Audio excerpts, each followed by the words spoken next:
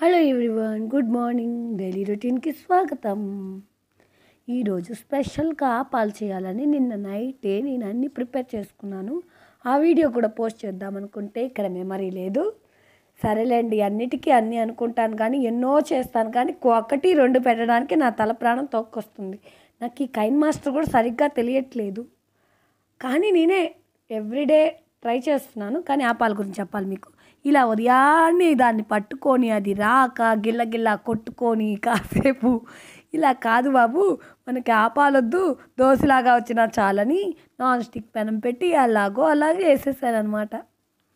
యాక్చువల్గా అయితే ఒక గుంట బాండల్లో వేసి ఇలా తిప్పేది మా అమ్మ కూడా అలాగే తిప్పేది.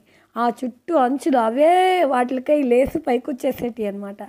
అలా వస్తుందేమో నన్ను ఎక్స్పెక్టేషన్స్తో నా దగ్గర ఉండే ఇనప బాండాలు తీసుకొచ్చి దాన్ని కాల్చి దాన్ని చూశారు కదా మొదట అలా వచ్చిందనమాట. తర్వాత నా వల్ల కాక నాన్ స్టిక్కే యూస్ చేశాను అనమాట. ఈ ఆపాలకి స్పెషల్ ఏంటంటే దీంట్లో మినపప్పు ఉండదు, ఓన్లీ బియ్యము.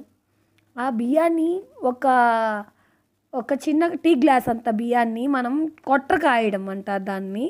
కొట్ర అంటే మీకు తెలిసి ఉంటుంది, అదే మనం వాటర్లో ఎక్కువ వాటర్ వేసి దాన్ని కలిపి దాన్ని ఒక జ్యూస్ లాగా చేసేసుకుంటే అది కలర్ మారిపోతుంది కదండి. అలా వచ్చిన దాంట్లో మనం ఒక గ్లాసు అంటే మీకు ఎలా చెప్పాలి, ఒక గ్లాస్కి 4 గ్లాసులు బియ్యం వేయడం అంతే.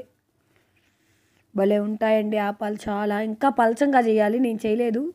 ఇంకా పలచంగా చేస్తే చిల్లులుగా ఉండి ఒక్క దోశ మీద ఒకటి వేసినప్పుడు అతుక్కుపోతుంటాయి అన్నమాట. అందుకని ఏదో నేను ఏమైనా మిస్టేక్ చేశానేమో నాకు తెలిసి అయ్యుండొచ్చు, ఎందుకంటే అప్పుడెప్పుడో తిన్నవి ఇప్పుడు చేశానమాట. ఓ మ్యారేజ్ అయిన 12 years బ్యాక్ ఎప్పుడో అనుకుంటా మ్యారేజ్ అయిన